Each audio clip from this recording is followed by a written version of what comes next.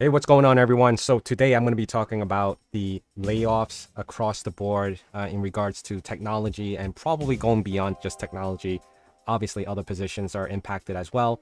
You probably hear it all over the news as far as Tesla is concerned. They are a huge factor of this percentage of unemployment going up. And of course, they also employ a good amount of people across the entire world, and they are not the only ones. But I don't want to be this a bearer of bad news, all about negativity. I'm just bringing the facts, and I want to share that with you guys. I don't want you going to YouTube and just clicking on random, how to land a cybersecurity job when all of this is still happening, right? How does that even make sense? Yes, there are still positions open, but yes, there is a major layoff, and it has already happened. We're in the midst of it right now. So where do you come in with the balance of prepping your resume, making sure you get that interview, and possibly still not get hired, right? They could be ghost jobs, they could be fake postings, they could be postings that's already filled and they just didn't remove it. There's so many factors. It's hard to kind of keep track of exactly what is going on with the current situation. Now, and not to say that these positions don't exist. I'm still interviewing people, and I'm still coming across people who are hungry, they're desperate, they've been laid off. Some of their positions have been shot overseas, and the whole group or department was just let go, and they had no choice because now they're competing with lower salaries in other countries, and they can't really it's not because of performance, it's not because of disciplinary actions, it's just because of cost. Companies are trying to cut costs because of inflations, because of higher income brackets, whether it's minimum wage, everything that's has to do with our current situation in a whole as a world in the United States is impacting every sector right now. So things are just driving up costs, revenues are just not there possibly. People are not spending as much, they're holding back. I know for myself, I used to love going out and exploring and doing a lot more things, but I'm actually holding back now. And I know this is starting to sound like a financial channel and advice, but just out of my own experiences, that we tend to find things that are a lot cheaper and more economical now by probably bringing our bikes to a park and riding a few circles and enjoying like a sandwich that we pick up from the supermarket that we could just build, opposed to, and I say build, I mean like putting together some cold cuts and a pack of bread, which is more economical than going to a shop where I have to feed 5 people. That's not very economical for myself because my pay is still the same. So let me show you guys what I'm talking about right now. And of course, it's a lot of things that I do on my side that I try to understand what's the current situation, and I bring that to light. A lot of other channels may not bring this information out to you. They just may tell you like, oh, this is how you get a cybersecurity job. Yes, they still exist because as you can see here, there is still 448,000 positions available, right? And it's a large number, and we still have a good amount of people who are still employed. But you can see the demand is dropping, and it's not getting, I can't say it's getting any better, but you see this downward trend is not a good look so far since from 2010 to where we are today with 2024. And I'm just going to go over briefly, and I'm going to show you the layoff tracker and the statistics from a few sites so you guys can get a sense of what's going on in the current situation. So CompTIA Security Plus is one of the opening requesting certification, one of the bigger certifications that most people at least want to see on your resume before you even get considered, right? So Security Plus, CISP, the GIAC, and the CISA, and the CISM, and of course these are higher level, more experienced certifications that you need like at least 5 years or more in order to obtain it and verify that you have it. But I've been seeing more and more people like taking these certifications without those years of experience and still getting certified. So I don't know what that process is, but it's definitely not helping the industry in a whole, because if you're supposed to have some type of level of experience obtaining these certifications, it's starting to mean less if people have it without having the experience to go with it. Just my opinion, guys. But anyway, Security Plus, obviously you do not need, you can just walk right out, go to the bookstore, get the book, study it, and then go take the test, and lo and behold, you're a Security Plus certified individual, and you should have some level of sense of security in general as far as cyber is concerned. But let me go over. So now I just want to make sure you guys keep an eye on this number right here, the 448,000. We're going to go a layoff tracker, and this is one of the sites I like to look at. And of course, there's a few more that I'm going to show you guys. Right here, Tesla in itself is 14,000 people were impacted. Tesla laid off more than 10% of the global workforce, which is pretty huge. And then we have another one here, 6,000. We have Toshiba laying off 5,000, and we have SunPower. So I want to explain something. Even Apple has laid off 614. You probably would go down this list and say, well, you know, these are only these companies that are affected. Well, let me kind of explain something.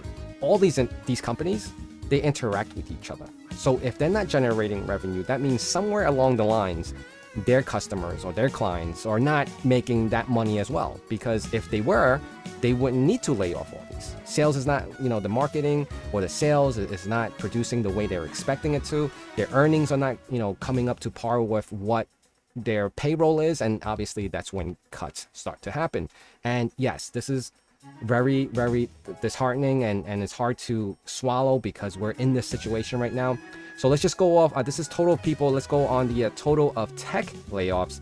So tech layoffs, and I believe these are, I don't know what these numbers are exactly. Let me just take a quick look. 30 people impacted. All right, so in tech, let's see. All right, so yeah, in tech, Get Air is 6,000. So a kill is 31 people. So it breaks it down as far as just the tech level. Now, tech level can be so many different things. Developers and admins, system admins, cybersecurity, all those fall into the cyber IT realm as far as technology is concerned. All right. And then, of course, you have layoff by tech sector, which is a predominantly company that's focused on technology. All right. So let's go over to the next one, which is layoff.fyi. And this one is huge. I mean, I like exploring because everyone has their own personal preference on how they want to read these graphs, and it's pretty interesting. Now, how accurate they are is a little debatable, so you have to kind of take it with a grain of salt. But overall, when times are booming, obviously there's going to be less layoffs, but when times are not booming, you're going to see these numbers increase throughout time. So for the most part, they're accurate to a good percentage, right? They're not going to be like 1-for-1 for everyone that's laid off. And you know, some people may have, honestly, I don't think they even consider people who left on their own as a layoff, right? So that those numbers don't even count. People retiring and so on and so forth, or new hires that they actually hire. So they probably did hire or, you know, remove individuals that were more like higher income and replacing them with a lower income individual, maybe straight out of school or lesser experience. And then, you know, the numbers are balancing somehow. Okay. So let's go over right now. Austin, in Texas, Tesla laid off 14,000 people. Google laid off 12,000 people. Meta laid off 11,000 people. That's 13%. And Google was like 6% of their workforce. These are huge numbers, guys. These are really huge numbers. And I know I said I don't want to, you know, having this, and it's probably already becoming a very negative video, but these are just numbers and statistics that are realistic. And I'm just going to blow this up just so you guys can see. And of course, they have their sources of where they're getting this information from. It's not being made up. It's definitely things that we need to consider. Now, how does this play part into what you're trying to do? Now, I know I focus a lot on cybersecurity. Maybe I even tell you to, you know, jump onto an IT position, even if it's a support desk or, you know, a lower level hardware support, admin support that may not be related to cybersecurity, but kind of getting your foot in the door because you need to know that foundation in order to get into cybersecurity as well. Some people may claim that you don't, but I feel like you should have that foundational knowledge of hardware and all that great stuff as networking and apply that to your cybersecurity skills. Just build on top of that, right? So look at these jobs. I mean, these jobs, these companies, they're all really familiar, especially if you're in the United States. And even if you're overseas, you will see these. Now, layoffs also, and I mentioned earlier, is that you can be laid off. These techs in the United States can be laid off, but the positions of these jobs can be transferred overseas, which I've heard and seen many myself, that, you know, it's just cheaper, it's lower cost, and you would get these individuals from overseas when you're calling support or chatting online. And on top of that, for the most part, they are not even utilizing humans now. They're utilizing AI to assist in level 1 troubleshooting. And that's just basic, you know, troubleshooting. If you call the cable company, they would guide you through how to troubleshoot to see your connectivity before you actually even speak to someone. Frustrating. I know, I've been there, I've done that many times, as a network engineer, calling my cable company, and I know exactly what's causing it. It's definitely not my equipment, but they make you go through these steps. Have you rebooted the router? Have you rebooted your cable modem, or whatever it is that you have internally in your premises, on your premises? It's annoying, right? So we've all been there. We've all done that. So what's my point right now? My point is, yes, there is a good amount of layoffs, but there is still positions out there. Now, what I'm seeing now, as far as my analysis and what I've gathered, and you're probably not going to get these YouTube videos telling you, oh, you can make six figures landing a entry-level SOC analyst position. It just doesn't happen as much anymore. I'm not going to say, because I'll bite my tongue, or you're going to claim that I'm lying. If one of you guys do land a $100,000 junior SOC analyst job, what I'm saying is it's just so many of them out there now, as far as talented individuals like yourself trying to land these junior level SOC analyst positions, that the salary has lowered itself because organizations realize that there's tons of us, or tons of these talented individuals applying for these jobs. I don't need to pay $100,000. And there were probably a lot from this tech layoff that consisted of some cybersecurity individuals that were making in those levels of salaries for a lower entry position, and they had to do away with them because it's just, the cost doesn't make sense anymore. Because cybersecurity, no matter how you look at it, especially IT and the whole department, is a cost. They do not generate revenue. Yes, we can protect, we can assist, and we support the people who generate the revenue, like sales and marketing, and possibly other individuals or other departments, the accountant. There's some departments that just don't generate any revenue. When that cybersecurity or IT is not going out there to sell anything, unless you are a consulting firm that's selling IT services, which is a whole different story. Anyway, I just want to come here and say that, there is definitely positions, but the positions that you may think that were a lot high paying at one time has lowered their salary ranges. Okay. Now, the reason why I say that is because I've been analyzing it. I've been studying it. Now, do I have proof of it? I say that I can probably, but I've never really kept track of it. It wasn't real intentions of mine to kind of keep track of the daily activities of certain organizations, how much they offer. I gather a good sense of it by constantly looking at it.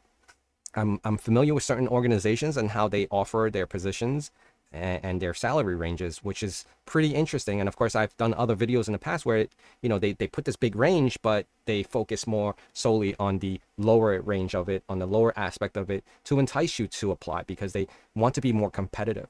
But if you're a hot commodity, which some people are because of certifications, skill sets, experience, but then you're not falling into that realm of being a junior or a non-experienced person, and you're demanding a higher pay, they may reconsider that. They may want to just bring someone who's lower pay, less experience, and train them, because the training, it's all out there. And training has gotten so affordable now. We don't need to sit in like $5,000-$6,000 classes and crash course for a week. They can just throw them on YouTube. They can just throw them on Udemy and a whole bunch of other things. Now, Udemy, if you're watching this, yeah, I would love to sponsor you. I use Udemy all the time.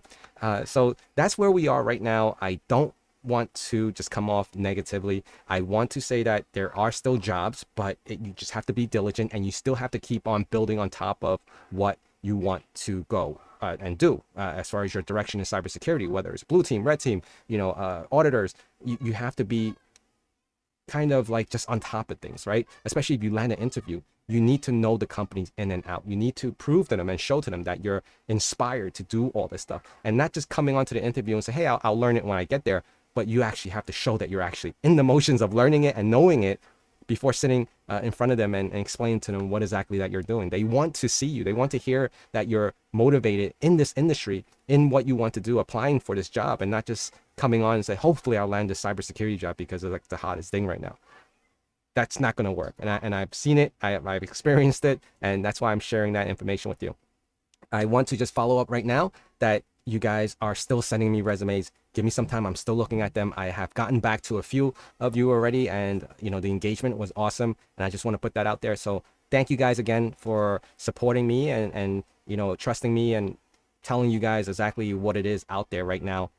Just real life stuff, guys. It's layoffs are a thing. It makes its waves, and then when things are happening again, things are booming, the economy is doing well, Bitcoin shoots up, and everyone's like hiring like crazy again. So I would say just keep being persistent, keep your knowledge, keep on learning, and don't let this phase, this time of these high layoffs be a negative thing impact on you, right? Because there is going to be an opportunity for all of us. So I just want to make sure that you guys understand that. So I want everyone to just keep on learning, keep on studying, and take care. And I'll see you guys again really soon.